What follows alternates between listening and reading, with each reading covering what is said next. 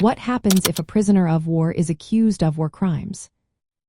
In recent news, the topic of prisoners of war and their legal protections has gained significant attention. As conflicts continue around the globe, many are asking, what happens if a prisoner of war is accused of war crimes? This question is particularly relevant given the ongoing discussions about accountability in armed conflicts. Under international humanitarian law, including the Geneva Conventions and the laws of armed conflict, prisoners of war are protected individuals who must be treated humanely. However, if a prisoner of war faces allegations of war crimes, specific legal procedures come into play. First, even when accused, a prisoner of war retains the protections outlined in the Geneva Conventions. This means they must be treated humanely throughout the process. The detaining power is responsible for ensuring a fair trial.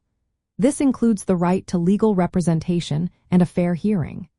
These rights are mandated by the Fourth Geneva Convention, which emphasizes humane treatment and fair trial guarantees. If a prisoner of war is found guilty of war crimes, they may be prosecuted under the domestic law of the detaining state or by an international tribunal. Historical cases, like the Nuremberg trials, highlight how individuals accused of war crimes were tried based on evidence and fair trial standards. In some situations, a prisoner of war may lose their status if a competent tribunal determines they are unlawful combatants. This designation affects the protections they receive, but even unlawful combatants must still be treated humanely and granted fair trial rights.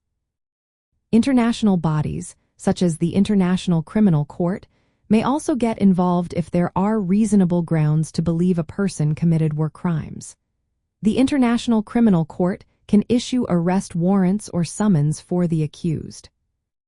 In summary, a prisoner of war accused of war crimes is entitled to a fair trial with full legal protections. If convicted, they may face penalties under national or international law. However, their treatment must align with international humanitarian standards throughout the entire process.